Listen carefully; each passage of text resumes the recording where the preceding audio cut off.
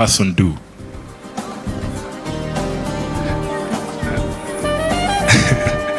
Okay. Good morning, everyone. I'm Stephen Bongomin from Uganda. So mine is more of a fun memory about fact-checking. Back in high school, in Ugandan high schools, I was in a boarding high school, and during school we didn't have access to internet. So I'm a huge football fan. And you know, it was a boys' school, so we used to have arguments, football arguments, day and night. Ronaldo, Messi, who is better, numbers, stats, what? So, in the heat of it, some people would spew wrong facts, really wrong facts with the intention to win the argument. So, what we used to do is we used to down whatever everybody says. Then there was a special day assigned for. There was a day where we could have access to the internet in the computer lab. I think it was a Wednesday evening. So that day we used to go with all the facts, all the statements that have been alleged. So we go and fact check in the computer lab. So if you said Ronaldo in this year scored this number of goals, we check. Then we hold you accountable. So yeah, that was that's I think a time in my life where we used to do that. I don't know why the mics are. Check.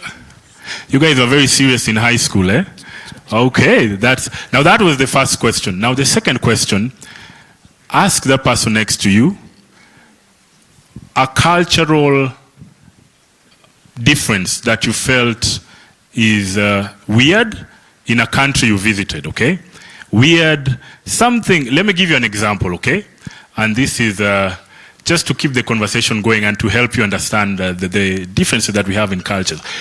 A big cultural difference we have between Kenya and other countries is, unless you're at the coast, the washrooms are not created with, you know what, the water, you know.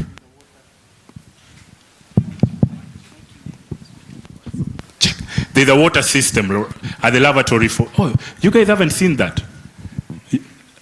You haven't seen that system, eh? At home is there. No, there's a system that you use, for example, when you're finished doing what you're doing, there's a water system, okay? I don't want to go into details, okay? Yeah, so if you prefer a certain system, you use that one. If you prefer the paper, you use the paper, okay?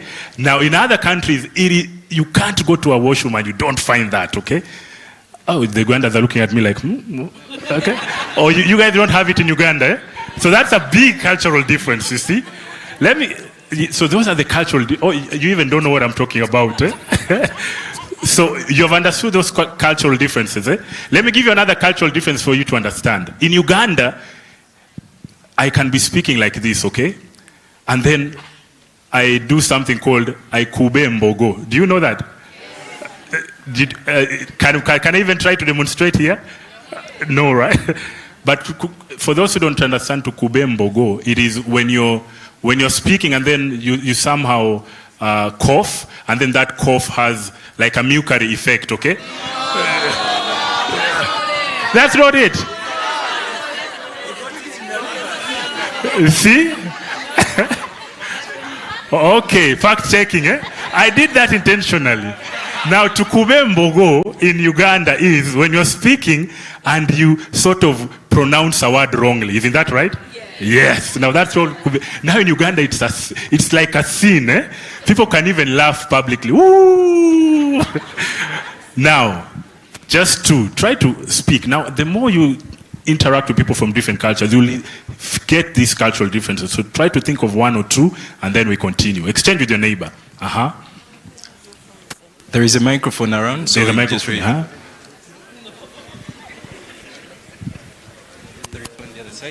People are already ready. There's one hand there. Thank you. Cultural differences.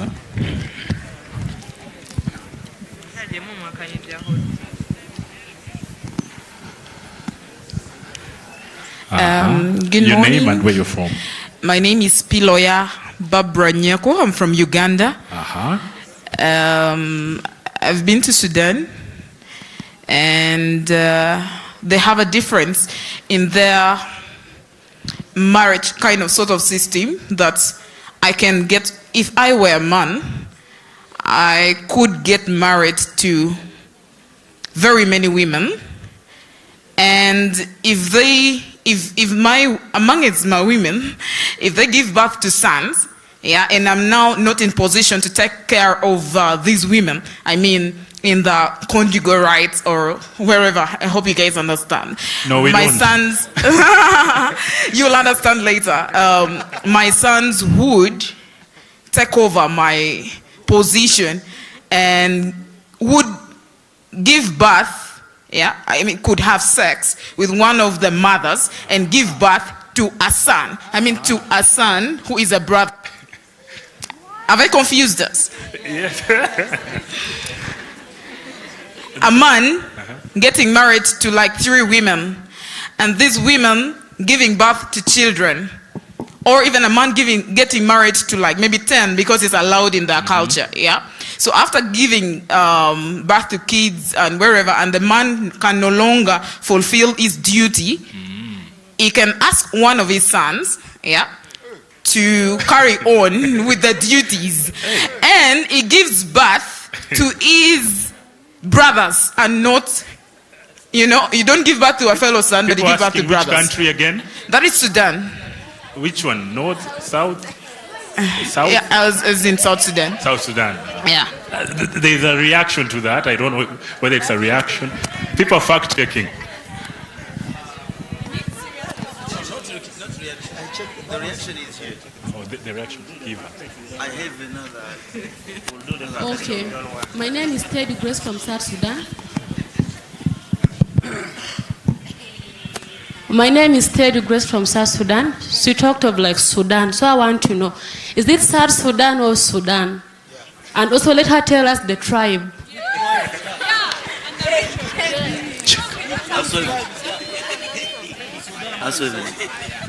Okay, we will fact check that. We don't want to put you on the spot. I'm speaking of facts. I have a colleague called Kaman John, and that happened to them. Like, yes.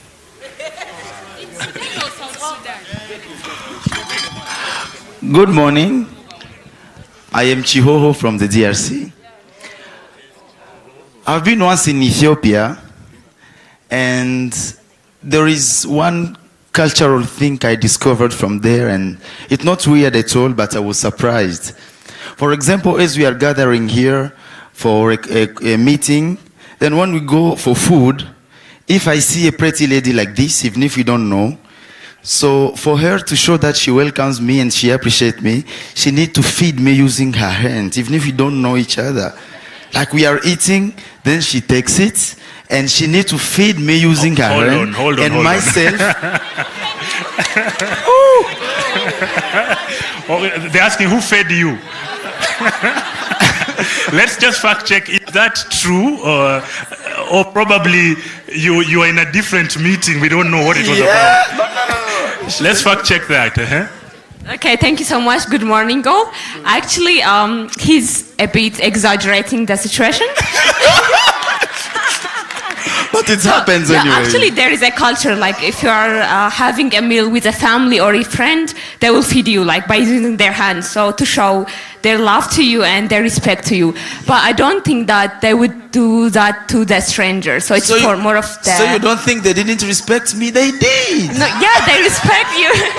But like that could be a person. Actually, I think she's your sister, the person who fed me that time. No, actually, like it's the culture is more of with a friend and a family. So maybe if you have any interaction with that person before, I think they would do that.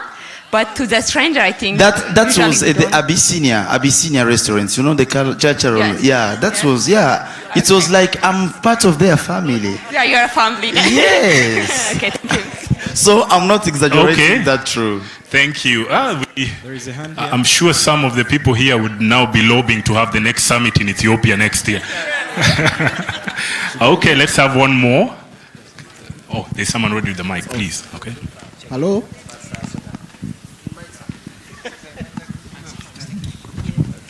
Hello. Good morning. My name is Yusuf from Uganda. The first experience I got, which was weird, when I visited Kenya, that was about 2018. I came for a burial. I had never seen people dancing at a funeral service. Like they danced the whole night. We are mourning and people are dancing. This was so weird. I was like, okay, what's happening? Are they jubilating because this person died or something of that sort? Then they told me for them here, that's how they do it. Hold on. And yes. Trying to. And then when I was sharing with my neighbor, they told me they went to Canada, and then the reception of the people there is so different from us. Like, people are weird. They don't socialize. It's weird. Canada. Canada. Canaan? Yes, Canada. Oh, Canaan or Canada? Canada. Canada. Yeah. Oh, Canada, you mean North America? Yeah. Oh, they don't socialize. Yeah, they don't. Hey, any Canadians in the house? The Canadians will defend. But for the burial, I attended it myself. So where was the burial? In Homa Bay. Hey, anyone from Homa Bay in Kenya here? Oh, where? There's someone here saying they even hire mourners. Guys, it's serious. Huh? Is that a reaction to Homa Bay, or you want to give another experience? Oh, you're from Homa Bay. Yes. So what he's saying is true. You celebrate the life of the dead. So there's no looking all gloomy and no. Isn't that fun, right? It isn't. You're mourning, like, guys, you're in sorrow. Why would you dance like happily and then, guys? But that's why the Luos are the coolest people on earth, right? Obama and the like, that's the culture. I'm just speaking like that because my father also comes from that culture. So I'm a little, even in Uganda.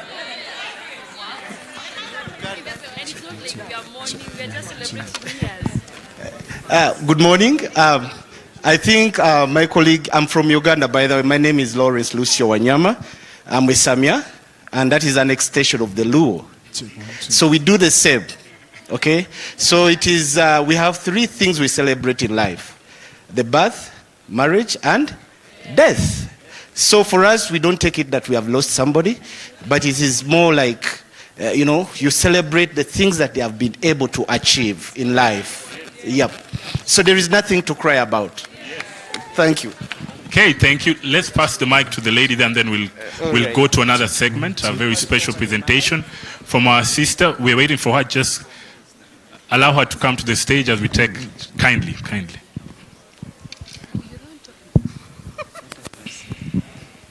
Good morning. My name is Jen Asimwe from Uganda. I have a question, firstly, from the Samia people who celebrate the death of their loved ones. Let me hand over the mic to the Samia person.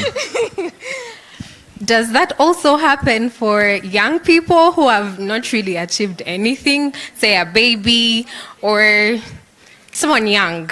Does that also apply? Do you also celebrate their lives? Even suicide? Actually, for the young people, a few people of the family usually come for this burial. It's not like a lot of people that come around. You can even do it 3, 4, 5 people. But for the ones that commit suicide, for us, we are very strict. There are so many things that have to be done when you kill yourself. And one of them that you don't have anybody to pray for you. But people will come around and nobody will care much. They will be there talking about you and how you left the world, but nothing really happens. But for those who have made it and maybe sickness or something, we usually come around, dance, even if it is a disco throughout the night. It's something that I've learned to love, and appreciate life. Because I grew up in Buganda, but I'm trying to get in touch with my roots, and it's interesting. Yeah. I also have a comment about Kenya so far. A hurried one, huh? Thank you, please. Guys, quickly. Why do you close so early? Why do we what? You close so early. Yesterday, by the time we left this place, 90% of the shops were closed. Hey. and you open late. Kenyans, is that true? Let me allow a right of reply and then we go to Gloria. Gloria wants to...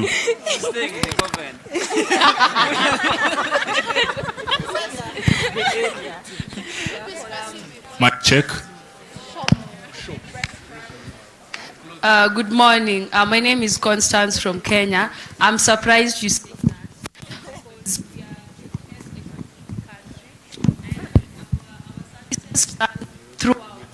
from 7. Our services run from 7 a.m. to 12 midnight. So I'm just wondering, is it an estate you are in? Is it is it where exactly? Because our president have made everything to be online. Where?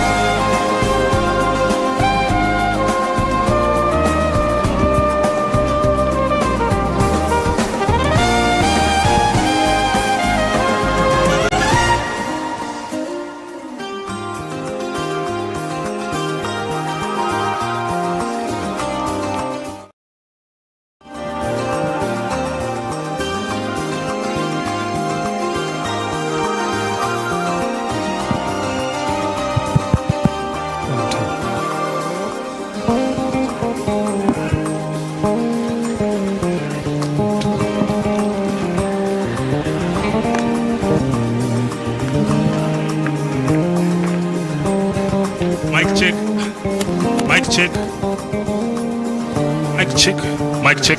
You're right. So your right is this side, I presume, right? Okay, let's go. Horses on the run.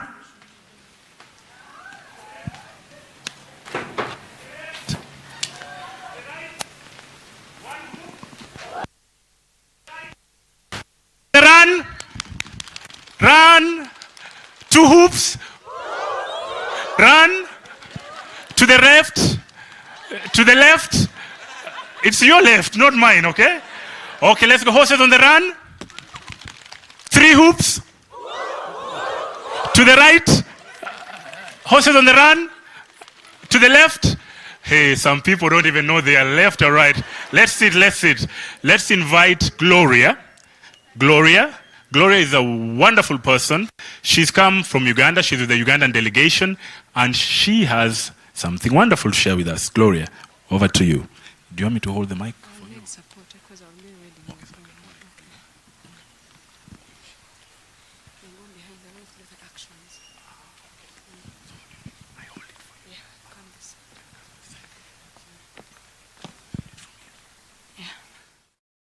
Morning, everyone.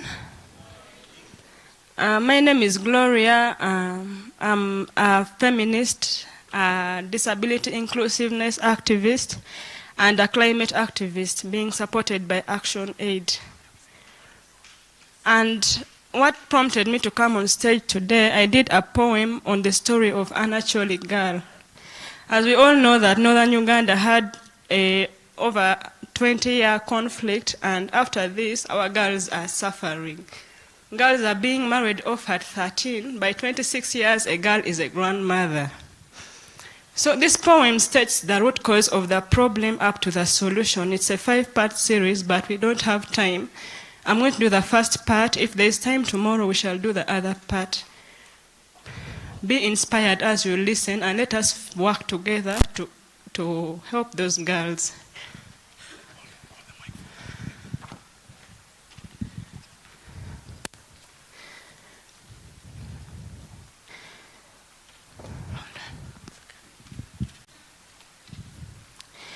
I am an African girl, born and raised in a village in northern Uganda.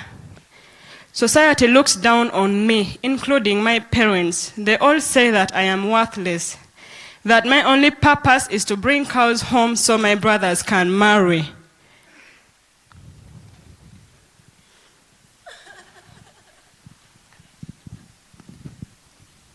It's okay.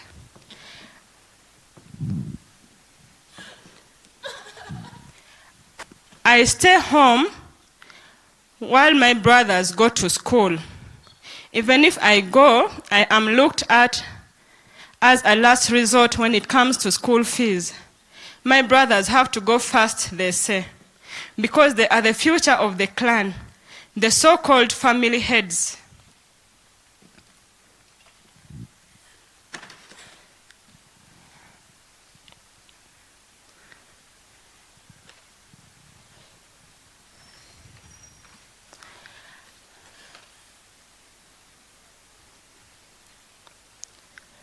I am only 8 years old, but no one cares. They said the path I should take, that they want me to be strong enough to handle the affairs of a home by the time I am 13, when I am sent off to my in-laws. I said nothing, since I was trained to keep quiet when the elders speak, to agree with all that they said, for they are old enough and that they knew better. I am deeply hurt because I am just a mere girl. I cannot defend myself before the elders. My future feels opaque because all I have left is a lost dream. A future of uncertainty is what awaits me.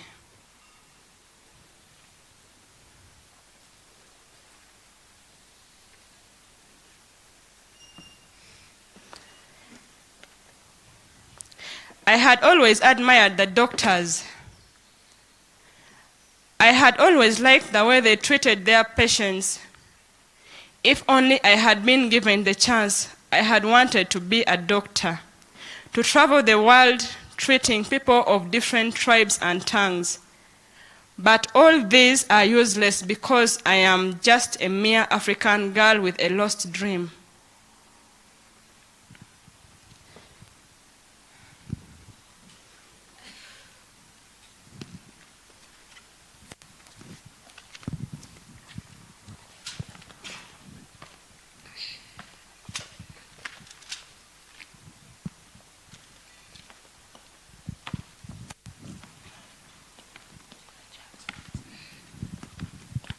And this is the story of a typical northern Uganda girl. This is what they are going through. The people who have helped me, he's called Omara Aaron. She is Asaba Mercy. And we are all activists who would like to work upon this problem. For God and my country. Thank you, Gloria, Aaron, and the team. Wow, that is powerful. Let's give them another hand. Thank you. Just a few housekeeping rules for today, especially for social media. We are being encouraged to kindly use the hashtag YouLead23 whenever you post, or you can even go to the social media platforms, because today we do not have the projector screens. And so some of the presentations which have PowerPoints, if you need to access them, you can follow, there's a link on the social media platforms. So when you go to One Young Africa, the YouLead Twitter, Facebook, Instagram pages, or even the partner pages, they have shared a link with us. So you can click on that link and then join into Zoom. So you'll see the presentations there. They are being projected online through the Zoom platform. So kindly, if the Wi-Fi here is working, or if you made arrangements yesterday to have internet on your phone, or you can tether with your neighbor, you can follow the PowerPoint presentations there.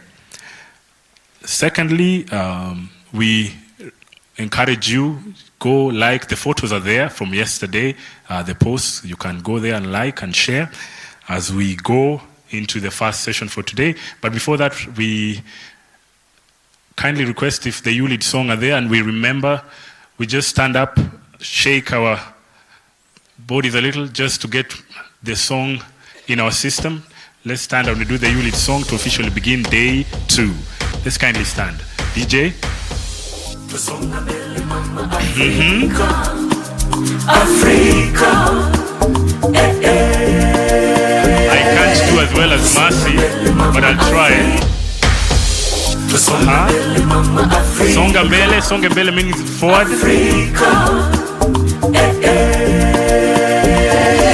Mercy, I'll be following you from here. I've forgotten.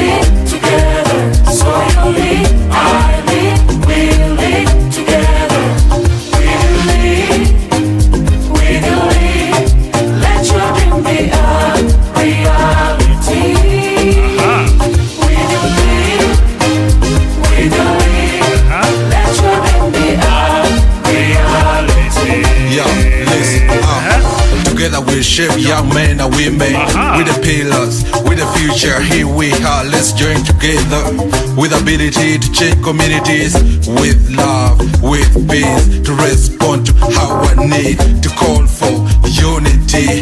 Africa, hear me cry, never leave me alone. As I say loud in a brighter future, let's join hands for youth and women. Let's join hands for youth and women. I lead, we lead together. So you lead, I lead, we lead together. We do lead, we do lead. Let your dream be a reality. We do lead, we do lead. People have flags, eh? The Burundian flag. Yeah. Vijana wa Afrika wote waungana. Vijana kutoka mashariki, magharibi, kaskazini na kusini, hata na kati. Twaja pamoja. People are not going down. Fanye nini? So you lead down. We lead together. So you lead, I lead, we lead together. We do lead, we do lead. That's a new one. We do lead, we do lead. Let your dream be ours.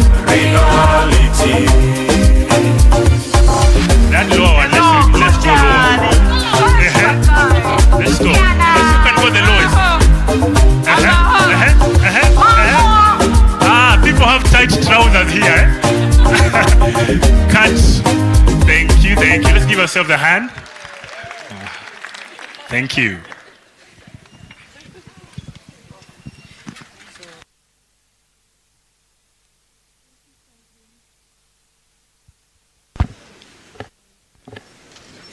Thank you, Franklin. And thank you all for dancing to the YouLead song. Welcome to day 2 of the YouLead Summit 2023. I don't see excitement. I thought you were saying we lead.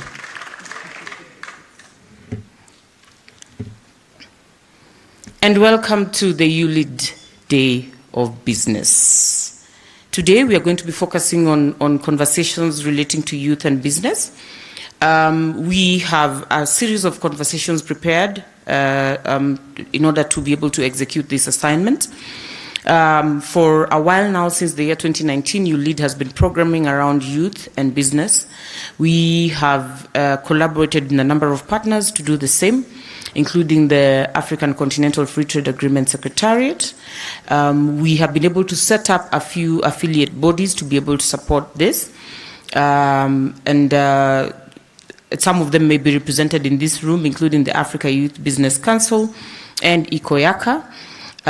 We created this body so that we can provide a platform for young people to be able to participate. The former, for young people to organize around business, and the latter, for young people to influence processes at the AFCFTA. We also provide a boot camp just before every summit. Excuse me.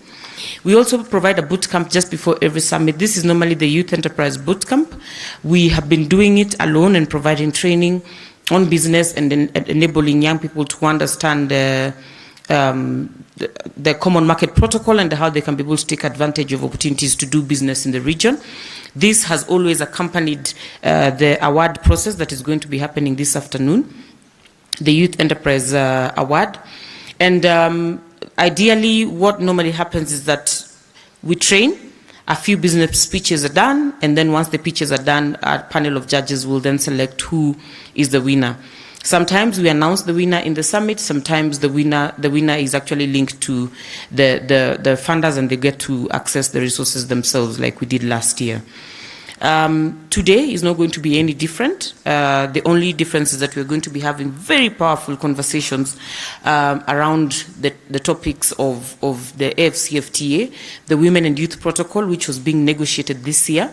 As a matter of fact, we participated in mobilization to be able to support this process, and we have a speaker who's going to be helping us go through the detail of what that entailed, to see how far this process has gone, what have the youth gotten out of the negotiations, what do we still need to push, and what role should we play to make sure that once we get the Women and Youth Protocol in place and rolled out, we will be taking advantage of the opportunities it avails.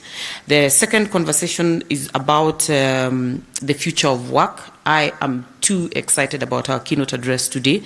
You will be pleased to know that there are a myriad of opportunities that arise out of technology and a few other changes that have happened in the way we work, the way we present ourselves at work, what we recognize as a workday schedule, and the kind of businesses that we'd want to engage in, considering what technology has done so far. I definitely am not the expert on that subject, so I will not even attempt to explore it. I'll leave it to our speakers to handle that. After we engage in that process, we will then have a panel discussion, and this panel discussion will have a mix of experts on the subject, practitioners on the two subjects that I've mentioned, and we are also going to be having some under 40 business leaders actually just speaking to us about their experience in business. They will be all joining a panel where we'll have a conversation just before we break for lunch. After lunch, we have some powerful business men and women who have been developing business pitches that they are going to be presenting. And hopefully from those pitches, we'll be able to see who has the kind of ideas that are going to attract investment. We'll have a panel of judges which will select. I'm hoping that by the end of that exercise, you and the judges will be in agreement on who has won that competition. We must commit ourselves to designing solutions that are going to create jobs for young people. We must have solutions that are going to have a domino effect as far as addressing employment is concerned. And when I talk about a domino effect, I'm talking about the need to address employability of young people, the need to skill and tool and retool young people for employment, the need to address employment opportunity and accessibility of employment opportunities, the need to address access to capital for young people who want to engage in business, the need to access business incubation services where young people do not have experience in the areas where they're trying to get into business. I was on a journey last week trying to figure out information about the oil and gas sector. I have been a tax justice activist for over 10 years.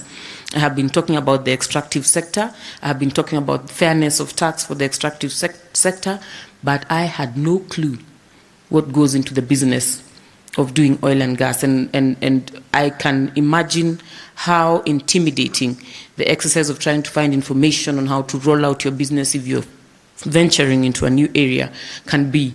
But I trust the conversations we're having today will either point you in the right direction or at least start you off in terms of where you could look to begin understanding how to go about your businesses.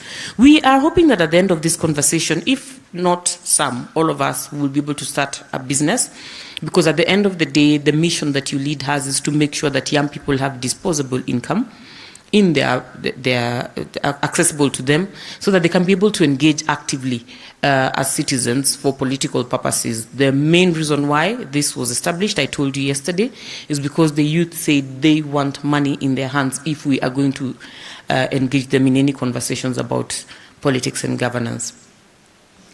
We are not going to shy away from the conversations of how politics affects business, how the environment around business can be conducive for business for young people. And so let's try as much as possible to explore solutions on how to make the environment enabling for micro enterprises. I believe I'm talking too much about a topic that I may not be the expert on, so I'm just going to stop here and welcome all of you again today too. I'm excited about the conversations that will take place here. I envy you for being the person in this room who's going to witness what will happen in this space today. I'm not exaggerating. Mama McKenna, the floor is yours.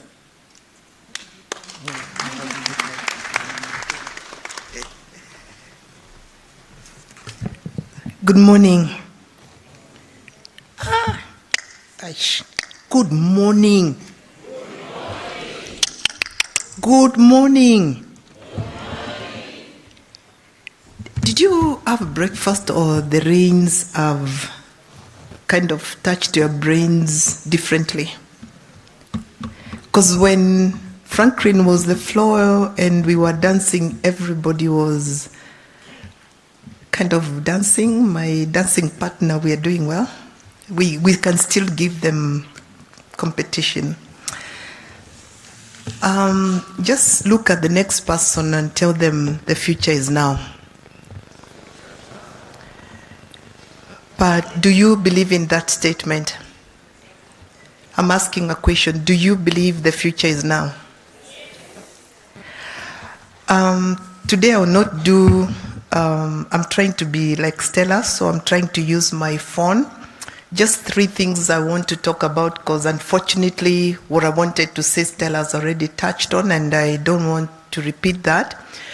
But how many of you had reflections after yesterday evening, after the Excellency finished his topic? Those of you who unfortunately went shopping, shops were closed, when you get to your room, did you think about the day and what you got out of that day? You did. Those of us who didn't, I just wanted to give a message today. If we want to make Africa different, when you get to a space and you've been demanding for that space, but you're given the space and you have no agenda, what will happen? You will lose the opportunity for yourself and for the millions of the young people that you represent. Because I think we were talking with the fellows and we said that whichever country you represent the millions who did not have the same opportunity that you have. And therefore, by Friday, it means we expect quite a lot of change and things to start, so that the future is now and the future is you. For me and Professor Susi, I think we've done our part. So we said yesterday our intergenerational gap needs to be filled with facts. And thank you to Franklin, who has been kind of, reminding us when you say a statement, you must be able to support it with facts. And that is where we go wrong. And especially, I wanted to honor Gloria, just to say, Gloria, you touched my heart. You reminded me of 40 years ago when I was an activist, and I got a bit emotional because when we thought I can talk to that. Thank you for just saying few words, but getting to the minds of the people. That's why we say when it is personal, it becomes political, and that is then how you start making change.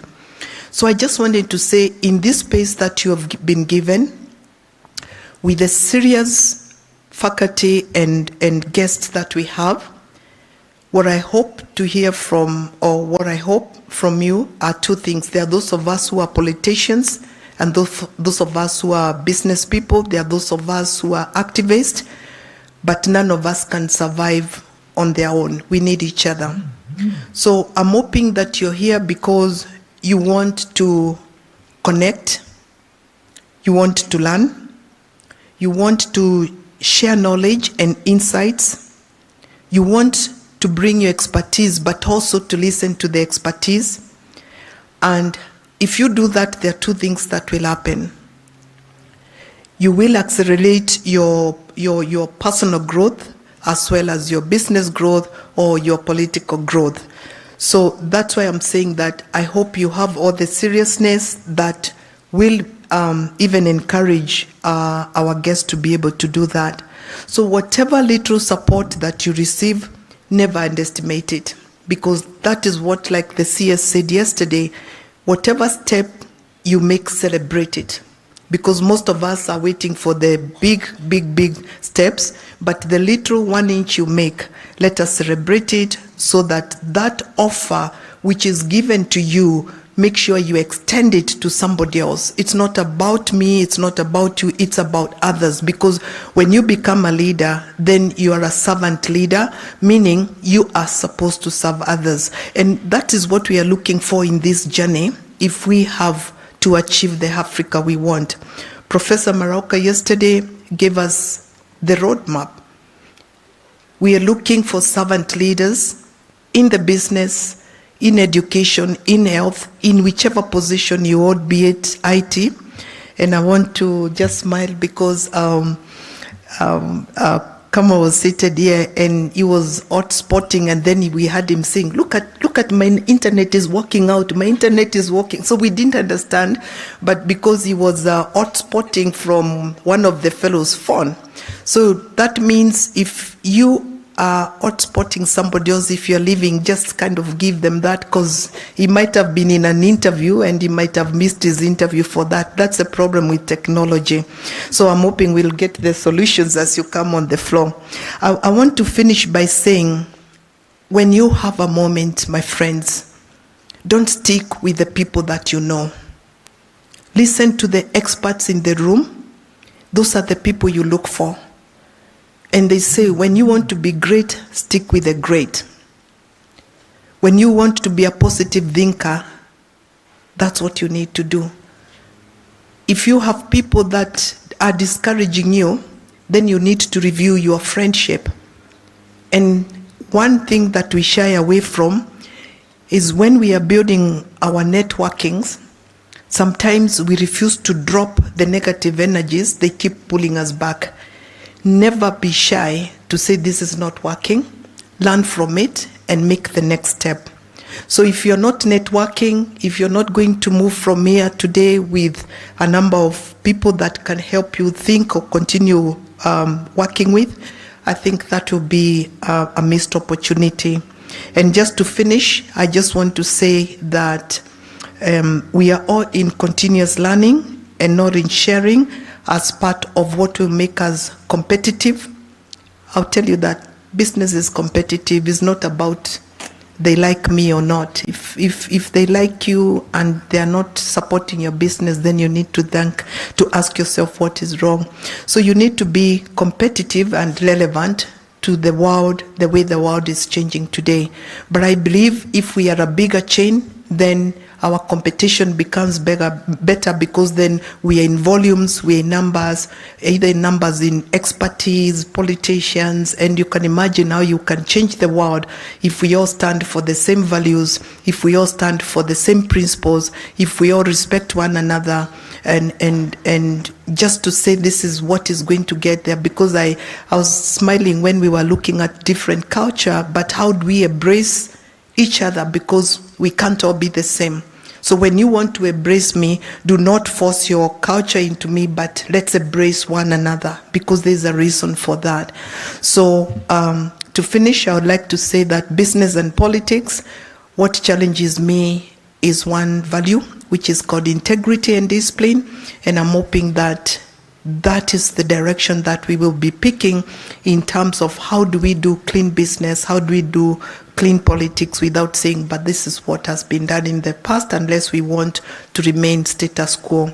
So having said so much, I still want to say thank you very much to the YouLead team, Sodfa, Stella, and the team of 14 that have made it this far for us to actually be able to be seated here. You can imagine logistics, visas, you name it. It's just a team of 14, and most of them are volunteers, and I would just want us to kind of give them a hard clap just to say thank you. Thank you, Stella. Thank you for your leadership. And I keep telling Stella, I hope that she can have many more Stellas, because the world will be different for girls and women. So I just want to wish you a very fruitful second day, and I'm excited, and if I say I'm expectant,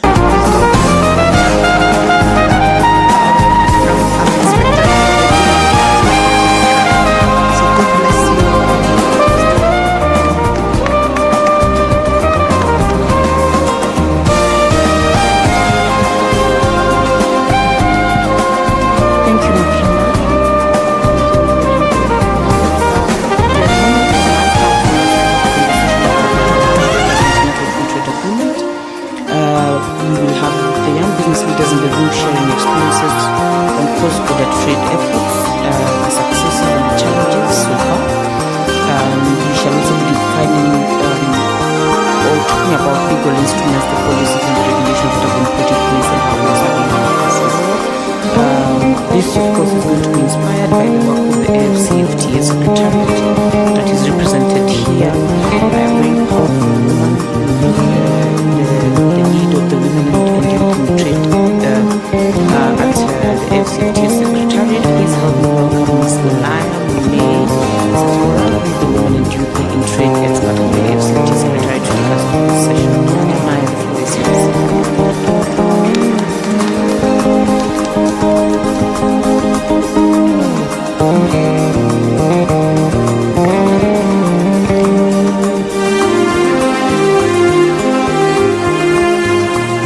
Viva young people, viva. Viva young people, viva. Can I get that moment from the Tiger team? I don't know your slogan, so I forgot. Pampers. Oh, sorry. Tigers. Oh, okay, sorry. Panthers. Panthers. I think I have to also acknowledge the fact that since the beginning of this ceremony, The leader who has been leading us to the YouLead dance is coming from which team? So it is very evident that yesterday we were cheated, right? Good morning, everyone. My name is Honaya Mune Setora from the Republic of Botswana. And today I've been assigned to talk about the AFCFTA, but most importantly, the AFCFTA Protocol on Women and Youth in Trade. I don't know how many of you here are entrepreneurs, and I would like to ask you, how many of you are entrepreneurs?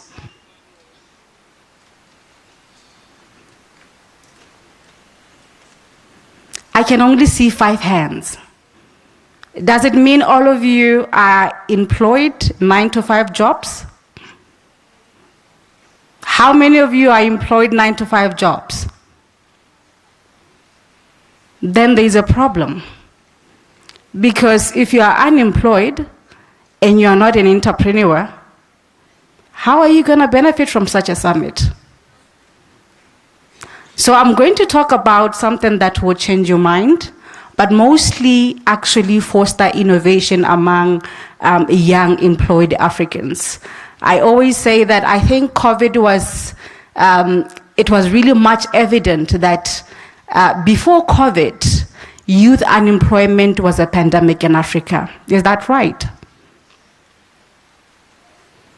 Okay. Perhaps then Botswana is the only country that experiences high unemployment rates, because I'm not getting the mood of young people when I talk about young unemployment. Are you colleagues satisfied with the rate of employment in Africa? Then why am I not getting the mood? So I'm going to talk about the AFCFTA Protocol on Women and Youth. And my presentation, I will just start with the introduction of what the AFCFTA itself, what is it about, and also head into concentrating on the main presentation on the Protocol on Women and Youth and Trade. I don't know, are you able to see my presentation online? I have shared my presentation yesterday. Can it be on Zoom? Okay.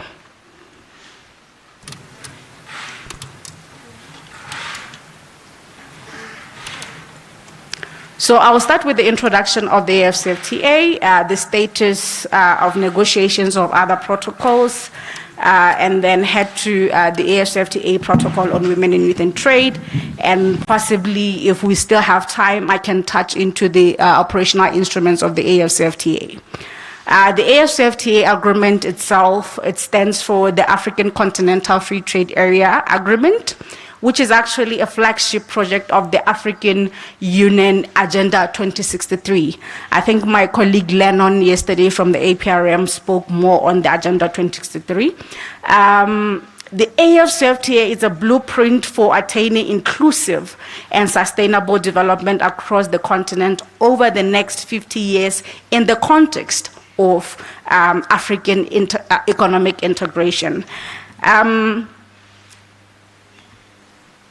At its 18th ordinary session, which was the Assembly of Heads of States that was held in Addis Ababa in 2012, presidents of Africa or member states of Africa had actually decided that it was a high time to speed up the establishment of the AFCFTA agreement.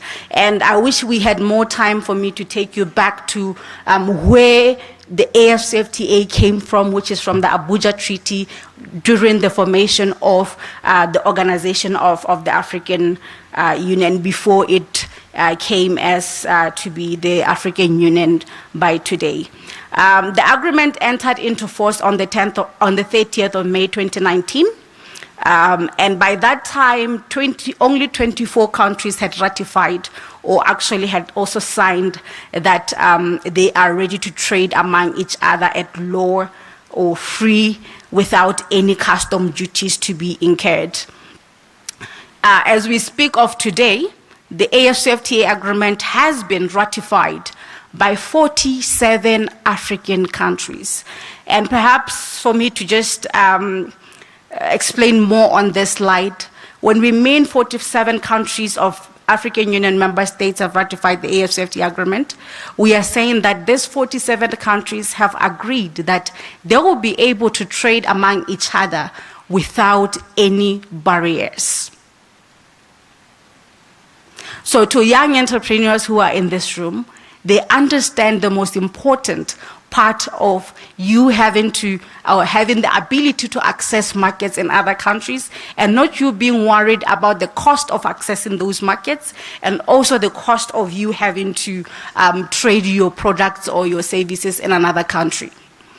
So 47 member states of the African Union have agreed that they are ready to implement the AFCFTA Secretariat. Uganda is very much ready to sell their plantain to Botswana.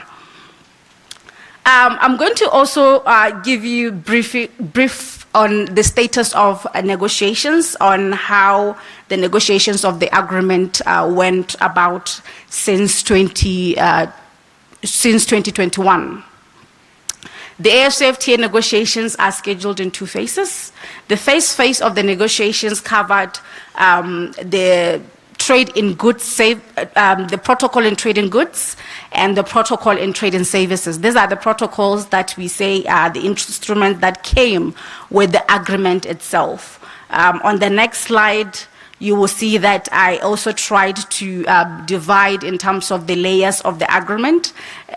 There are three layers of this agreement. It is the agreement itself, and when the agreement was being negotiated, it came up with three instruments, which are the protocol in trade in goods and the protocol in trade in services, together with the protocol on rules and procedures on the settlement of disputes and their annexes.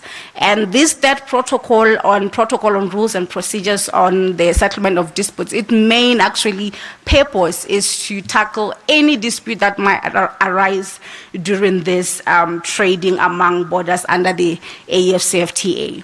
We also have the phase 2 protocols. It was after the three protocols that came with the agreement, the trade in goods, the trade in services, and the protocol on dispute settlement were negotiated. Then member states decided that every aspect of the economy now have to be inserted or included under the AFCFTA agreement. So these protocols are under phase 2. Some of them are still being negotiated, but also some of them have already been negotiated and adopted.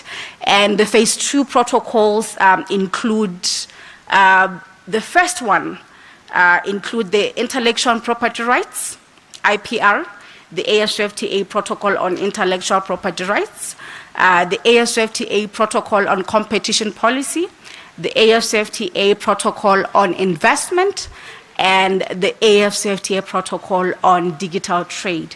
And lastly, which is the main protocol that I'm going to talk about, is the AFCFTA protocol on women and youth in trade. I think yesterday our senior guest did us a very much justice, because almost everyone who came to the podium kept on mentioning that Africa has the most youngest population, right? Africa has the most youngest and most active population. So it was in 2020 at the 12th Extraordinary Summit of the African Union that was held in Addis Ababa, when heads of states decided that the AFCFTA agreement, Africa is not going to be able to trade among each other at free without considering all the challenges that are being faced by women and youth in trade. And the heads of states at this summit agreed that even though there are some certain provisions in the main agreement and other protocols that may somehow give preferential treatment to young people and youth, we solely need that separate protocol that addresses young people and women challenges that they face when they trade across borders. So it was at this meeting that it was announced and decided that the AFCFTA Protocol on Women and Youth will be negotiated to integrate and include young Africans within the AFCFTA agreement. I think Africa has the highest entrepreneurship rate in the world at about 22%. Entrepreneurs in Africa are younger, and it has been proven by the World Bank report of 2019, which actually showed that the most cross-border trade in Africa, it's actually being done by young people and women in Africa. And when this World Bank report was coordinated and consolidated, the most inputs that spoke more on women who are trading across borders, they were talking about the women in the villages, or rather, the women that are located within these borders that are closer to the villages.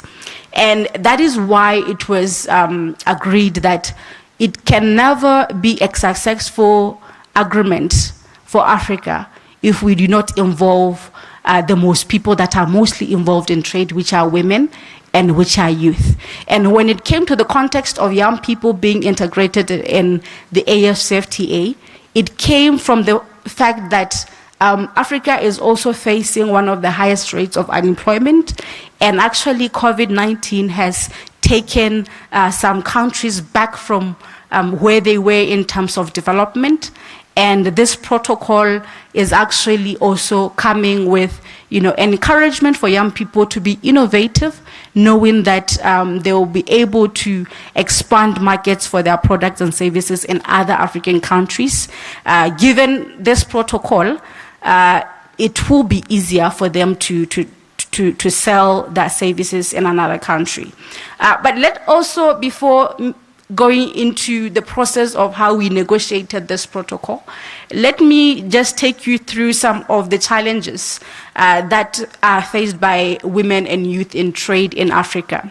And this also presentation has been prepared after the contribution of some of the activities at the AFCFTA Secretariat that we have done before negotiating the protocol on women and youth. We have actually done regional consultations on women and youth in trade, where we made sure that we held consultations in every REC in Africa, just so that we know what every young woman and youth in every different aspect of Africa, what challenges are they facing as they're trying to start their businesses, but most importantly, what challenges are they facing as they try to trade their products or services across borders. And one of the challenges that they have raised was that of course, there's lack of market. I have my own, a young lady who makes their own bags in Uganda. She finds it so difficult for her to find customers in another country. But why? Because she does not know actually the market for her products out of Uganda. And it's very difficult for her to even access that market in Uganda if she was to be provided with that information.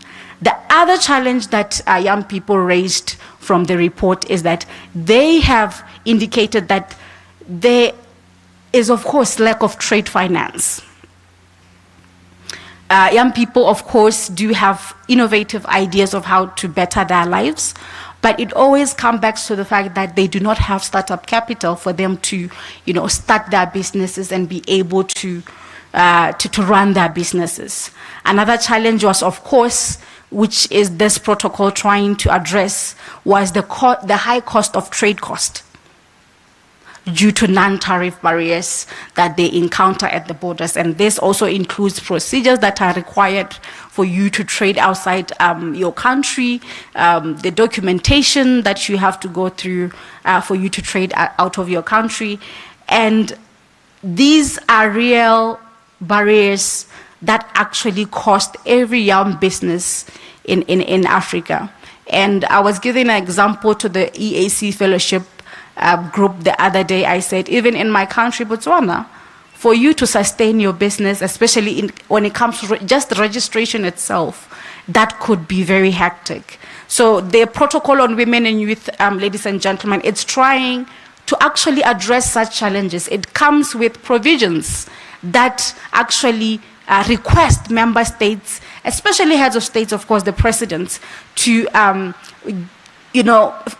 make flexible policies for young people to be able to run their businesses within the country, of course, at ease, but also mostly consider those that are trading across borders and come up with initiatives that makes it easier for them to be able to be interested in expanding their businesses.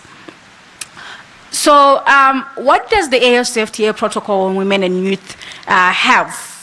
What are its potential? I'm sure someone here might be saying, this is just another document that is going to be developed and we will never hear about it again. But I can tell you that the young entrepreneurs who are business-minded in this room understand what this protocol entails, especially when you have been trying all your best to access markets out of your country. It comes with expanded market access. And the reason why we are saying this is because the AFCFTA agreement itself, it comes with other operational instruments that are going to assist you, that I hope when I'm done with my presentation, I can just go through them so that you are able to know about these operational instruments and find out how can they be really beneficial to your business. It also comes with diversified business opportunities. It also comes with facilitated cross-border investment, which is actually under, or rather facilitated under the AFCFTA protocol on investment, which is solely focused on investments trading under the AFCFTA.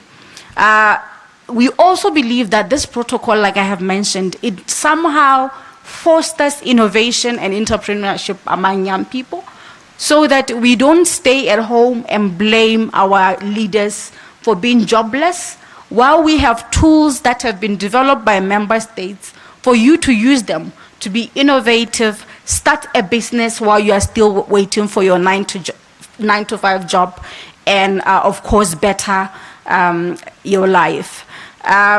What does it mean when it comes to digital trade for young entrepreneurs? The protocol comes with e-commerce provisions that are actually going to protect us from in trading in digital trade. I think they say young people are the most internet active population, and that's very true. Because most of us here, we have phones, right? And most of us here, every day we go to either Facebook, Instagram, TikTok, almost every morning. This protocol now also fosters the fact that young people are always in the internet. How can we actually tap into that opportunity of creating a platform for them to be able to sell their products online with protected policies? I don't know if you have heard about the AFCFTA protocol in digital trade, which is also one of the main protocol that is being negotiated at the Secretariat, which will facilitate the trading of Africans online. So kindly research about this digital protocol, and also what are other digital instruments that have been developed by the AFCFTA, so that you can just take advantage of these protocols. The protocol also comes with certain provisions that request member states to actually build knowledge for young people on trade finance and business development. I think one of the main challenge that we got from our research was that young people, of course, lack finance, but also we have found out that sometimes even if we facilitate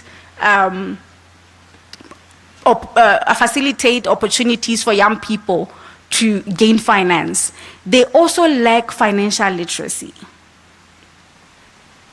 which is actually the most important aspect of access to trade finance that could be facilitated by the Protocol on Women and Youth. So while you are building your business, while you are researching about certain initiatives that are being built by the African Union, your government, on how to access trade finance or finance for your business, please also take an opportunity for you to learn about financial literacy, especially for your business. Because if you do not know how to handle funds from an investor, it's still the same thing, right? We also see this protocol coming with a lot of trade awareness for young people. I think this is one of the most protocol that the African Union has really invested on its campaigns. Why? Because this is a protocol that is going to really help young people who are in trade. So it's very important that every young person in this room in Africa is aware of this protocol. So it also gives this trade awareness to young people, whereby you know about issues of trade in Africa, what opportunities are there for you in Africa, what policies and other initiatives are there for you in Africa, especially in REGs. Our regional economic communities actually have different initiatives for young people in cross-border trade. I know that the AAC also have the simplified trade regime. The SADC also have a model of a simplified trade regime. So these are initiatives that it's very important for you as a cross-border trader or a young person in entrepreneurship. You have to know about them because these are platforms that actually makes it easier for you to trade across borders and expand your business. It also comes with a lot of networking and collaboration opportunities. One of the main operational instruments of the AFCFTA is the current ongoing, actually just ended intra-African trade fair that was held in Egypt. So now, since the AFCFTA and its protocol have been actually negotiated and agreed upon, member states are investing so much into platforms that can that create that networking opportunities. The main activity that has just ended in Egypt, it's called the Intra-African Trade Fair. It's a partnership between the African Union and the Afrexim Bank, where they bring all African entrepreneurs in one country at a fair. And because of the Protocol on Women and Youth in Trade, also member states have supported or rather actually invested in supporting young people who are in trade to be part of this fair. And at this fair, I don't know if you also have followed it online, we had young entrepreneurs at the African Union Youth Startup Pavilion or exhibition booth, where young people were being funded for their project. Position 1 of the competition went home with almost $5,000, and position 3 went home with almost $3,000. So these are opportunities that, if you are aware of what is happening across, if you are an entrepreneur and you are aware of issues of trade and what is happening around Africa on initiatives that are promoting cross-border trade, you can get this opportunity also for you to go and exhibit your products or service at the next ITF and gain an opportunity to also be awarded such funding for you to accelerate your business. The protocol also comes with certain provisions that request member states to organize platforms that will, teach young people on how to trade online. And this is digital literacy and e-commerce.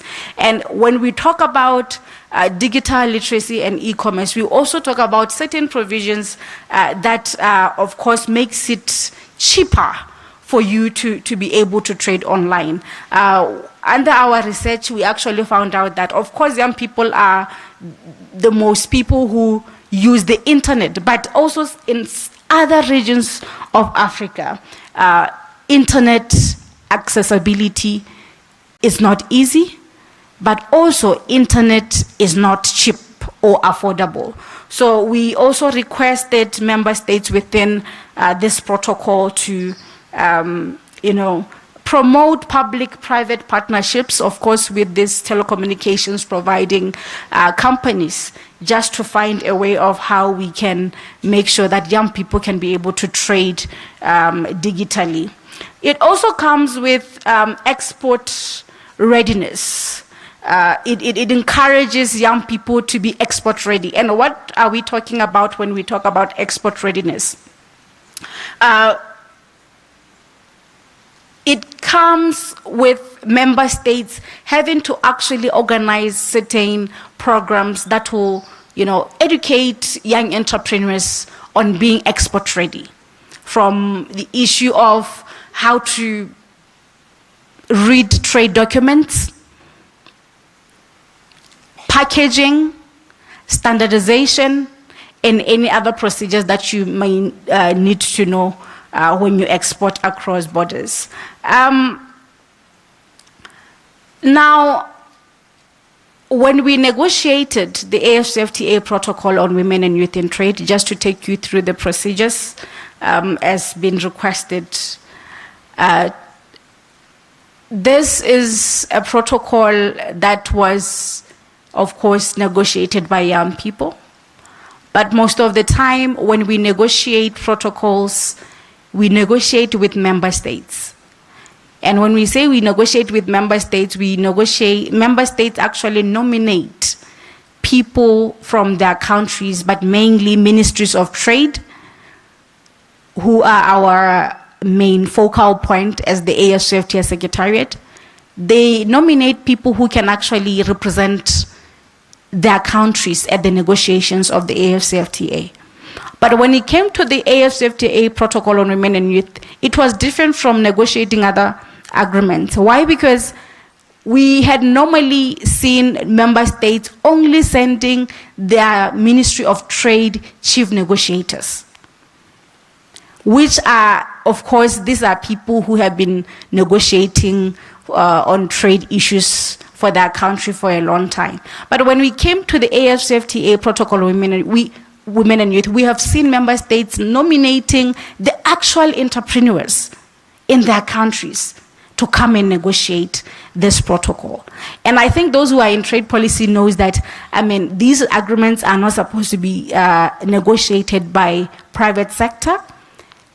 But member states understood that even though it's the government itself having to send someone to negotiate this protocol, they have seen it fit to nominate a young entrepreneur to come and negotiate.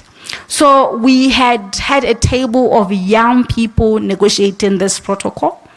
We had actually also had NGOs, business supporting organizations that were invited in the room.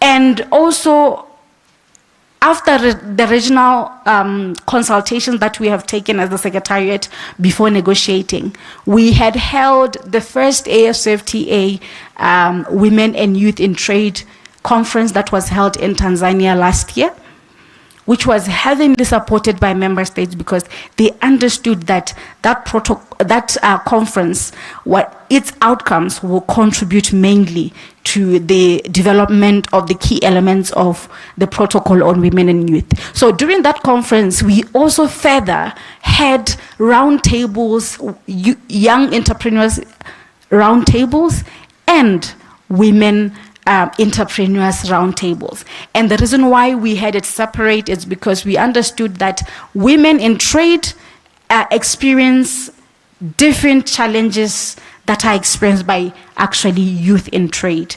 So we had really very much outcomes that assisted us to develop the AFCFTA protocol on women and youth in trade. And this year, we also had the AFCFTA Youth Symposium, which its main objective was now to say that we have negotiated the AFCFTA protocol on women and youth in trade. Now, what we need from young people in trade, we need their recommendations on how to implement this protocol.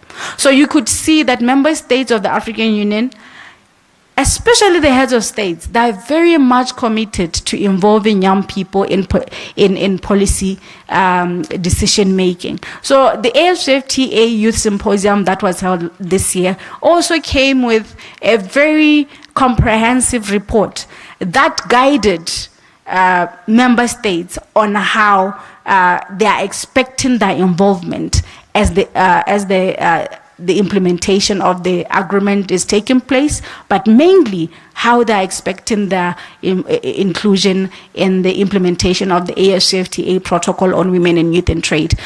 During last week also, during the EAC Youth Fellowship that we held here in Nairobi, I'm sure you were here yesterday when the young people were receiving their awards for being part of that EAC Youth Fellowship. They have also gave a very comprehensive recommendations as EAC fellows and as EAC youth ambassadors, what they are expecting when it comes to the implementation of the AFCFTA protocol on women and youth. And one of their main recommendations that I actually even liked myself, they said that they are very much aware that the AFCFTA has national implementing committees, and they want that in every national implementing committee, young people and a women entrepreneur should be involved. It shouldn't just be the government officials that are being nominated by the minister to be part of that implementation committee. And they were saying that the challenge with members that are nominated by the minister is that they are not necessarily the entrepreneurs themselves. These are, of course, public servants. But when they have a representative within this implementation committee, it also gives them that power of, monitoring and evaluation of how the implementation of the AFCFTA protocol of women and youth is going. So we are still at the moment currently going around our recs, gaining recommendation on how young people would want to be involved in the implementation of the protocol, since now they were involved in the development of this protocol. I think that's all about how the negotiations went. I took you on the previous programs we have undertaken before actually negotiating the program. But I want to utilize my last minutes on talking about the most important operational instruments of the AFCFTA. And when we are talking about the operational instruments of the AFCFTA, we are talking about those instruments that have been developed already by the AFCFTA Secretariat and partners of current that are actually assisting in facilitating trade and okay, sorry, my English has went. Jesus Christ. Okay, I'm done. So, I really lost my vocabulary. But these are actually instruments that have already been developed, and their main aim is to assist you. This is to say that the AFCFTA agreement has already been developed. It's here. Right? Its protocols are here. The protocol on women and youth in trade, to you as a young person, it's here. There are now certain instruments that have been developed that can assist you, that can facilitate actually your trade at the moment while you are still waiting for the protocol to be adopted by ministers of trade. And the first operational instrument that young people have to be very much aware of is the rules of origin. The rules of origin, it's a manual that has been developed. It's there online. Take time to download the agreement itself and its other protocols, and this instrument is called the rules, the ASFTA rules of origin. It actually states those products and services that can be traded under the ASFTA. This is to say that not all products can be traded under the ASFTA. You are not going to order an iPhone from China and say that you are going to sell it to Uganda under the ASFTA. That is not an African product. The ASFTA, its main objective is to promote, trade across borders of African-made products. I'm going to give you an example. We had a young person who was under our guided trade initiative. Our guided trade initiative was an initiative that was formed by the ASFTA Secretariat that wanted to see how actually the ASFTA is going to operate with the contribution of its all instruments and protocols. And the young person said, I have my own African fabric, but they did not actually, they were not eligible to be traded under the AFCFTA. And that is because some certain African prints in Africa are ordered from China. So you can't also order anything out of Africa and trade it under the AFCFTA. Any product from Africa, agricultural products, artifacts, any other service, tourism in Africa can actually be traded under the AFCFTA. But also, the rules of origin has two aspects. Those solely made in Africa products can be traded under the AFCFTA. And secondly, if a product attains 60% of African raw material and 40% of foreign material, it can still be traded under the AFCFTA. But of current, those percentages are still under negotiation. But during the guided trade initiative, it was decided that under the rules of origin, 60% of raw materials of a product should be coming from Africa, and 40% could come from a foreign country. So those are the two aspects of the rules of origin manual. The other operational instrument that is very important that I wanted to share on this presentation is the tariff concession schedule, which actually outlines the preferential tariffs rates applicable to be imported under or traded under the ASFTA.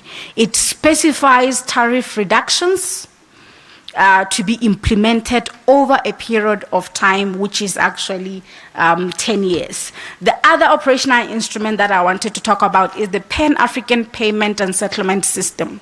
This is an already developed instrument of the ASFTA in partnership with Afrexim Bank, where it actually allows African traders who will be trading under the AFCFTA to be able to trade without using a third currency.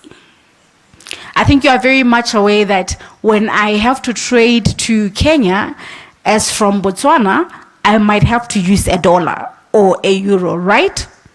But with this operational instrument, PAPS, which has actually been adopted by more than 12 central banks in Africa so far, it will allow you to sell your products from Kenya with a Kenyan shilling and me, myself, receiving it in Botswana in a pula without having to consider using a third currency. This is one of the important instruments that you have to know as an entrepreneur. I think the other important one, I have already spoke about it, is the Intra-African Trade Fair, which actually is a platform that tries to create a networking and collaboration opportunity and create market access. It's held annually in partnership with Afrexim Bank. So search about the Intra-African Trade Fair. It's there on LinkedIn. It's very important because a lot of young entrepreneurs are being funded at the Intra-African Trade Fair. So if you actually follow its work, you can be considered to go and exhibit your product or service and have an opportunity to be funded. The other operational instrument of the AFCFTA that I actually have to talk about is the Guided Trade Initiative. The Guided Trade Initiative seeks to facilitate commercially meaningful trading among interested state parties. And I'm very much sure you did follow how it actually went. What the Guided Trade Initiative did was it tested the agreement. Remember that the agreement has been negotiated and its protocol, but we wanted to test the institution of the agreement, the legal parts and the trade, provisions under this agreement. So 7 countries in Africa took part of this agreement, and it was where during this guided trade initiative that took place got launched in Rwanda, we were also able to find certain certifications that can be used to as you trade under the AFCFTA. When you download the Rules of Origin manual, you realize that there are certificates. And maybe to also relate the Rules of Origin manual to the AFCFTA Protocol on Women and Youth is that there will be 2 certificates under the Rules of Origin. The other certificate will be used by a normal entrepreneur who is an already established entrepreneur, and then there is another simplified certification to trade under the AFCFTA that will be specifically used by young entrepreneurs. I've been told that my time is up, but there are other operational instruments like the e-tariff book, and others. So thank you so much. I'll be around during the day. I have to be here because we are looking forward to the implementation of the protocol. So any other inputs, questions that I'll be having with you, either seated during lunch, these are points that will be considered as we are implementing and tabling this protocol in front of ministers on the 24th of this month in South Africa. It's actually on Friday. Thank you so much.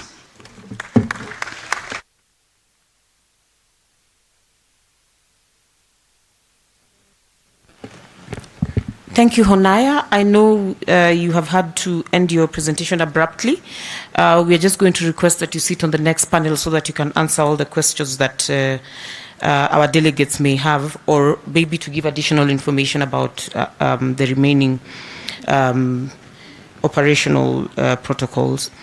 I am not going to take much time. I'm now going to invite the gentleman who's going to be giving us a keynote address on the future of work and the role of innovation and technology in achieving the implementation of the AFCFTA. I know you've had quite a lot from Honaya, and I'm hoping that you're already thinking about what needs to go into our post-summit agenda as actions that we're going to take moving forward to take advantage of the opportunities that have been availed by the Women and Youth Protocol.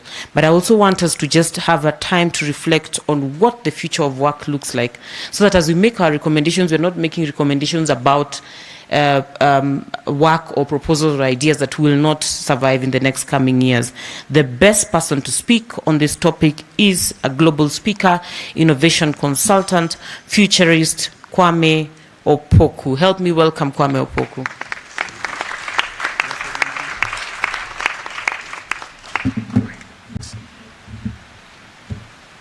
All right. Good morning. Yeah, that's the kind of response I knew I would get. Good morning, everyone. This weather is not born again. It does not respect my anointing. So I need your help. Can we be up and standing? All protocols observed. Doc and the rest, you can sit down, but if you don't mind, you can join us as well. Can we please be up and standing?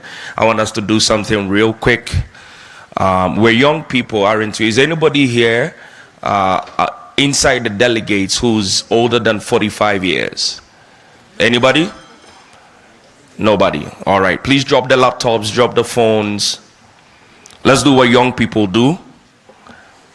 What I want you to do, so first of all, Stella has broken all protocol. I'll talk to you guys about that very soon. I have never in my 13 years as a professional speaker been stuck to a pulpit before, but today I am. So I'm going to preach it, okay? Now, I want you to grab your phone and flip it and find 2 people who are going to be your selfie partners. Real quick, let's do this. 2 people who are going to be selfie partners. Now, if you don't have, I consider myself not to have too much of a nice face, so find somebody who has a beautiful face so we can balance. I'm not insulting anybody, I'm just saying we all don't look alike. Now, this is what you're going to do. You're going to be 3 or 4 or more in the picture. After you're done getting a selfie with your first group, find another group. Everybody has to take 2 selfies with 2 groups of people, okay? So, let's go take the selfie. Everybody say yeah, yeah. Yeah. Now, when you're done, don't sit down. Go to the next group and take it. Then we're going to post it online and hashtag YouLead 2023. Before we do this keynote, move from your seat. Come on. Go get 2 or 3 people. The guys who are single, this might be your opportunity that the Lord has given you. Move.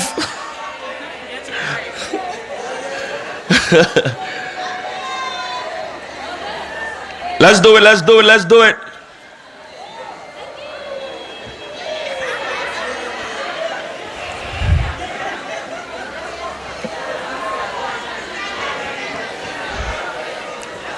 Come on. Don't be stuck in your seats. Make sure you get a selfie with 2 groups of people.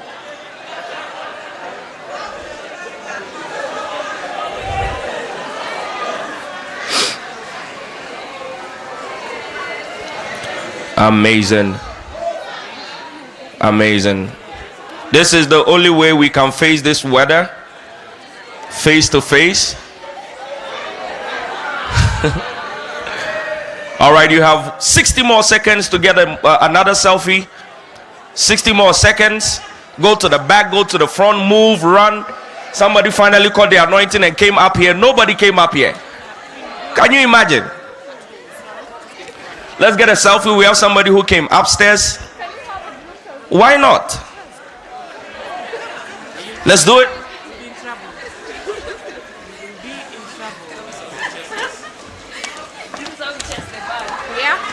Oh, now we have more people.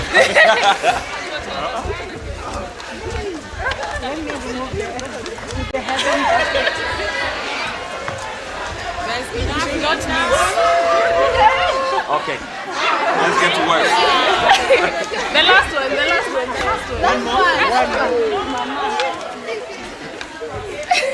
All right. Okay, fantastic. Now, post it, go on Twitter, go on Instagram, go on Facebook, post it and hashtag YouLead 2023. And let's get back to our seats. Before you sit down, I have 2 more things we have to do. I'm going to make sure you're well warmed up for breakfast. Fantastic. Please post it now. Go on your Twitter, go on your Instagram. I hope everybody has access to internet. If you don't, find somebody who has access and connect to it. Amazing. Now get back to your seat and let's do something before you sit down. Let's use the next 60 seconds to post it and hashtag YouLead 2023. Please don't sit yet. We have one more thing to do. Young people shouldn't be sitting this fast. I know what we're capable of when no one is looking at us. All right, let's be up and standing. Just a moment. Okay. The hashtag is YouLead23. YouLead 23. Sorry, so not 2023. YouLead 23. Hashtag YouLead 23. Thank you very much. All right. So let's be up and standing one more time. Come on, guys. One last time. I'm sorry. I'm going to be standing for like the next 20 minutes. So stand with me for 2 of those 20 minutes. Can we do that? Now, as a rule, because of the weather and because of the setting, communication is two-way. Can we agree on this? Now, the reason why we're going to do this is because I'm going to feed you energy and I need your energy as well. So at any point in time when I ask a question and you agree, I want a very loud, and that's your way of putting warmth in your body. I want the response to be yeah, yeah. Now, can we go over that for 1 second? So do you agree with me? Fantastic. That's rule number 1. Rule number 2, if anything hits you funny, profound, or interesting, use your hands to warm yourself by clapping like you actually own your hands. Can we test it out? Amazing. Fantastic. That's rule number 2. Rule number 3, no rules. Do as you please. I know that this is supposed to be some kind of formal thing, but like I said, since Stella started by breaking protocol, we're also going to break protocol at any point in time. Feel free, kick your shoes off, relax. You know, I would be here for an after section for my keynote. We can do questions, but there is no rules in this room anymore. I can see the police, I can see the military with guns, so we're chill. Just relax and receive the information. Now, before we sit down, I need to observe some protocol, but make sure, Kemi and my people, make sure that you are connected to the Zoom link, because the entire presentation is on there and my presentation is very visual. So you need, if you don't have access to the Zoom link, find somebody who has a laptop who's connected before we start this section. But before you sit down, I wanted us to honor a few people. It is tradition that we do that. First of all, I will want to celebrate the fact that I hope nobody takes this shine with me. Do we have any West African in the building? Jesus, yes, I have a fellow Ghanaian. And you from where? Burkina Faso, amazing. So can we celebrate the West Africans who have come all the way? Clap like you're warming your hands, don't forget. Welcome. I am from Ghana, so we're representing West Africa. Africa is one. Only in East Africa, you people don't know the spiritual significance of pepper. We'll have that conversation later. Don't know what's wrong with you guys and how you eat without it. We will have a special forum on food consumption across the border. We need to have an African Union charter on how we eat across, because you can't be letting me suffer like this. Now, I want to celebrate a few people before we sit down. On the continent, this is how we honor our people. I want you to clap your hands when I speak about these people, because they've been amazing. I want to start with somebody that, if you understand the metaphysical world, I'm going to try and be politically correct. I'm a man of faith, but I'm going to try and respect everybody's faith. So I'm not going to impose, so you also don't try and restrict me as I express myself. Can I get a yeah? As somebody who understands spiritual laws, this woman is going to lay her hands on me before I jump on a flight out of here. I'm in South Africa the week after here to speak to about 400-500 entrepreneurs for end of year. Her name means happiness. She has been blessed with old age and the energy and the pleasantness of a mother that I have not seen anywhere else in the world. Ladies and gentlemen, help me celebrate McKenna. I will never forget you. I love and respect you. You are such an amazing and warm human being. I've known you for less than 72 hours, and it's like I've known you all my life. So you are officially my virtual digital grandmother for life. You don't have a say, all right? Of course, I need to celebrate the woman that kidnapped me. I was kidnapped and brought here. So West Africans, call home, tell them we need some reinforcement, because I don't know how she did it, but Stella is not just tall as a person, she's a giant in competency. And how many of us agree? Can we give her a yeah? Your partner, if I don't get the name, she will kill me. I hope she's not here. Is Yotfa? Sotfa. I hope she's not here. And I hope she doesn't watch this video. This is my virtual self. I didn't say it. So let's celebrate Sotfa as well, who is the co-executive summit, the entire team. Beatrice is my spirit animal. She's somewhere around here. We'll fight later. She brought everybody coffee and didn't bring me coffee. I'll see you later. Kemi and the media guys, I love them and I'm always bribing them so I can get good pictures. I just celebrated. You better give me good pictures. Yona has been my reporting partner all the way from South Africa. Wave, Yona. And everybody else, Cecile, all the faculty members. Can we celebrate Cecile at the back from Danida? You know, Gonaya was just here.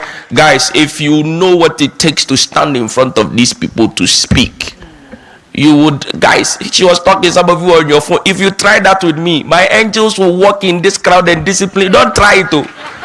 Me, I'm not East African, I'm West African. I'm very wild. Speaking is not easy. Have you tried to even give a toast at your own birthday party? Your mouth will start trembling. So, please, work with us. Can we celebrate Gonaya for that amazing session? She's only 27 years old as a young woman in the AFCTA, traveling the continent to try and facilitate that. Can we please, one more time? And before you sit, the EAC fellows, can we celebrate them? Amazing group of people that I met. Can I get a yeah from you guys? You guys are the original yeah. And then finally, before I let you go, Doc, I celebrate you. Can we celebrate Doctor down there?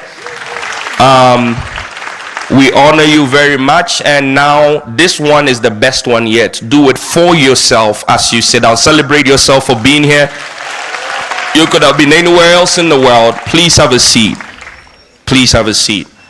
Now, are we ready? So, final thing, put your hand on your chest and say after me, say I and mention your name.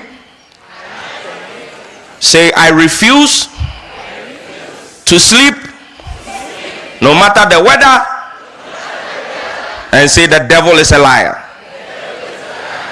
Oftentimes you go to such events, is the very information that will transform you. That moment is when your house witches will put your picture on your WhatsApp status, and that's when you will start sleeping. Their eyes will be heavy. You won't even know what happened. By the time you woke up, that information you should have received is gone.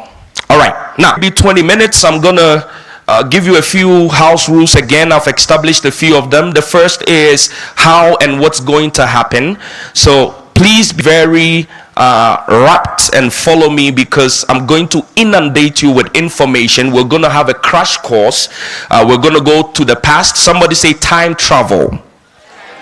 I can't hear you, my people. We had an agreement on communication being 2 ways. I need your energy. Say time travel. So we're going to go to the past, we're going to come into the present, and we're going to go into the future, all in 15 minutes. In that 15 minutes, I'm expecting one thing to happen. I want your brain to go into shock and to start thinking very differently. And in the last 5 minutes of this presentation, we're going to look at some solutions. If you agree, let me get a yeah. Now, how many of us are seeing the presentation? Give me a yeah if you are. Give me an ooh if you're not. We need to fix that. Otherwise, it's going to be a problem.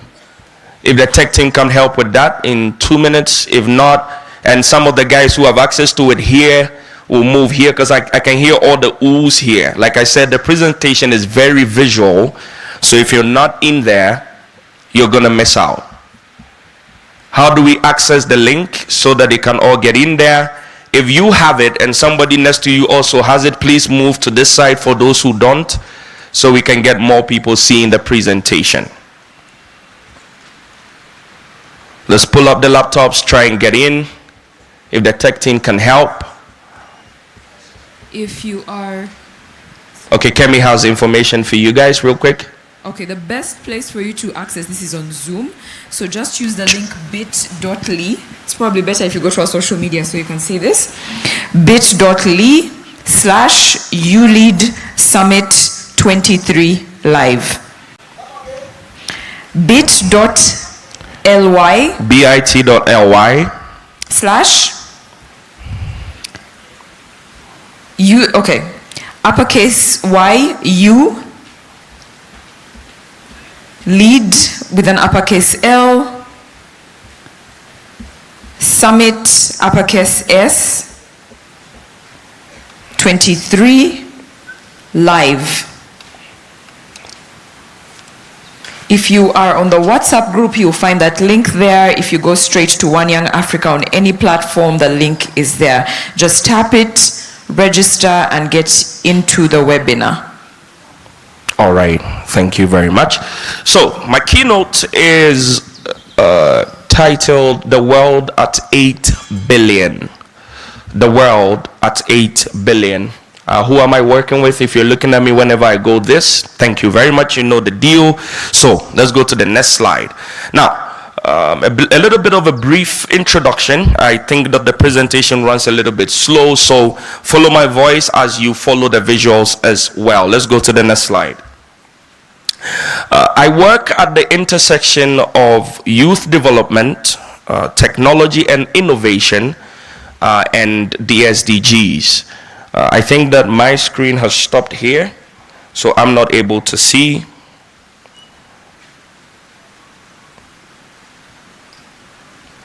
Anyway, okay, I think we're back. Fantastic. So, next slide. Let's go to the introduction slide. At some point, if this doesn't work, I'll drop the presentation and just talk to your soul one-on-one. How many of us are connected to the link? How many of us are able to see the presentation? Show of hands. It's a network, right? Should we improvise? Okay, guys. Let's drop the phones. Let's forget the presentation. I'll talk to you. I was born a speaker. I can do this. If you agree with me, give me a yeah. All right, so please, drop all phones, drop all laptops. We'll share the presentation later. You can get a look at it. I'm going to speak to you from my heart and my mind on the future of work. So now this has to be as interactive as possible. Can I get a microphone, and please, with your permission, go downstairs so I can connect with the people and we do this work together. Please bring me a microphone. Let me go downstairs. As I come down, can you give me also a warm clap?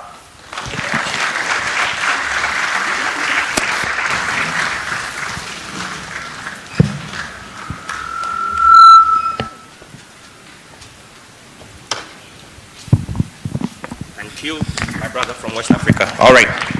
So now we're close. I've broken the protocol again. Camera people, I'm sorry.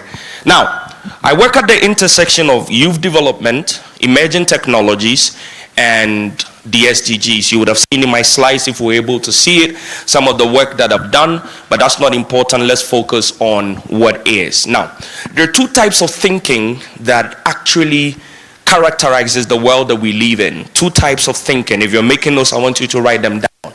The first type of thinking is linear thinking. Linear or local thinking. The second is exponential thinking. And I'm going to show that to you very soon. Remember, we're looking at the future of work and how we can position ourselves with innovation and tech to be able to take advantage of AFCTFA, or how they pronounce it, and actually create solutions for our continent. For me, that's the most important thing, and that's what the summit is about. Now, local and linear thinking is very simple. If I stand here and I take 30 linear steps, I probably will be at the top of the staircase by the time I'm done taking 30 linear steps. Very, very local. You can still see me in the middle of the room. I've gone nowhere. However, if I decide to take 30 exponential steps. Exponential means after I take step 1, step 2, 2 to 4, 4 to 8, 8 to 16, 16 to 32, 32 to 64. By the time I take 30 exponential steps, I've gone around the earth 4 times. Your brain might not be able to compute that. Follow me. I'm presenting things to you so have a good imagination. Imagine with me these things that I'm talking to you about. Now, the only way we can understand this is I'm going to use how I grew up. When I was growing up, the modes of transportation were very limited. I grew up in the 90s. I'm about 30-something years old, early 30s, and I saw just before we actually hit the escape velocity of technology. So I saw radio and I saw TV when it was black and white. We didn't have that type of thing. Newspapers used to come out on Monday in the city in Accra. It used to get to my village by Friday, and we use it for a very different purpose. If you know what that purpose is, you will go to heaven. Now, how many of us know the purpose? Give me a yeah. For all you rich kids who don't understand, we will explain during break. Follow us. Now, that is the world I grew up in a world where information used to travel very slow.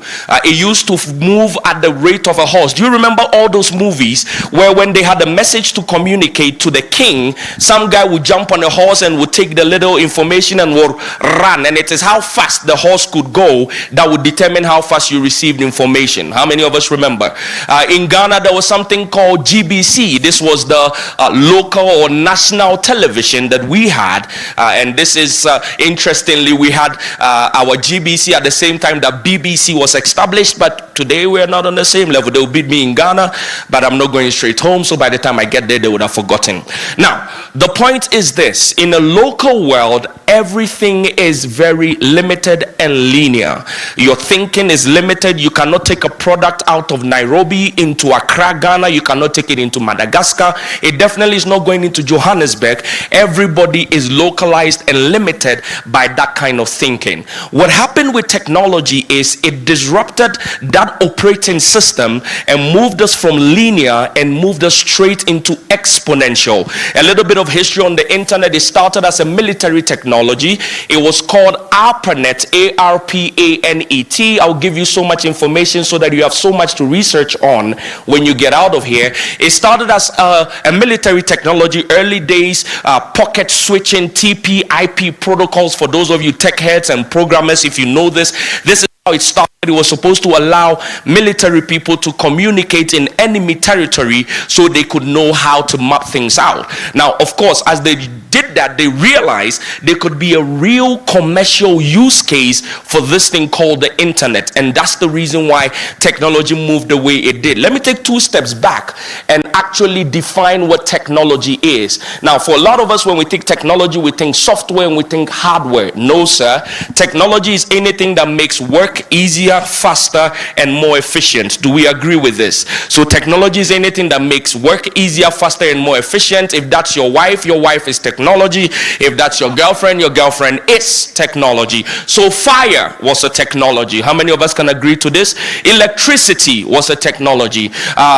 Radio was a technology. Television was a technology. So don't ever of technology only in terms of software and hardware. Anything, this microphone is a technology. If not, what would I have to do? I will have to scream on top of my voice for you to hear me. This camera that is capturing this and sending it out to the world is technology. Now, how did we even get here to the kind of tech that we're using today? That's what I want to talk to you about as we go step. Follow me. I'm building a point for us to understand the future of work. I'm literally walking through my presentation in my head. Now, there is a law that I want you to write down. It's called Gordon-Moore's law. Gordon, G-O-R-D-O-N. Of course, Moore is M-O-O-R-E. Gordon-Moore's law. Gordon-Moore is the co-founder of Intel. The guys that build for us Pentium 1, Pentium 2, Pentium 3, Pentium 4. I'll come to you very soon. He did a study for 7 years between, I think, 1987 or so, and found out, no, not 87 is too close, a bit later than that, and found out that every 12 to 24 months, computing power would go up and price would decline. I want you to always remember this law until I get out of your face. Remember Gordon-Moore's law, 12 to 24 months, computing power will go up and price will go down. Can we go over it? 12 to 24 months, computing power does what? And price does what? Never forget this. This is the law that is actually guiding our exponentiality. So if you remember, Pentium 2 was better than Pentium 1. Pentium 3 was better than Pentium 2. Pentium 4 is better than Pentium 3. If today somebody makes a mistake and gives you a Pentium 4, you might slap them. Because what are you going to do with a Pentium? Right? But how many of us remember the days of Windows 98 and Windows Vista? How many of us? There used to be something called Encarta. You remember Encarta? Mavis Beacon. I was the king of Mavis Beacon. I used to get girlfriends because of Mavis Beacon. I will type everything until that lizard comes out and use the tongue to lick the word. How many of us have used Mavis Beacon before? There were 2 games on that computer. One was solitaire, that's what we called it. It was cards. You remember, guys? That is Gordon Moore's law at play. All of you have forgotten what Gordon Moore's law has done to you because you don't even remember your Pentium 4s. You just woke up one day, one was out of vogue and you threw it away and you went to the next one and you went to the next one and you went to the next one. So Gordon Moore's law establishes the basic framework for exponential thinking. So as you and I are sitting here, that technology in your hand, 12 to 24 months, what's going to happen? The computing power will do what? And then the price will do what? We are currently at iPhone 15. Have you checked currently the price of iPhone 8? It's nothing. But remember when iPhone 8 came, it was the same as the iPhone 15. It was pricey for no reason. Gordon Moore's law has already affected that. Follow me, we're going somewhere. So with that thinking, we can see where the world is going. I can tell you how in the early 1980s, 1981 to be specific, the GPS tracker on your phone or in your phone that allows you to be able to order Uber was actually $119,000 to buy one. Today it's less than a cent and it's a small component in your phone. There was a picture I would have really loved to show you. It's called the IBM Ramac 503. This was the world's first ever hard drive. You needed an aeroplane to be able to carry it. If you're not an organization like the EAC or the UN, you couldn't afford it. We needed at least 6 muscled men to be able to move it. Guess how much space it had? Anybody? If you know it and you say it, I punch you. EAC fellows are not included. Thank you.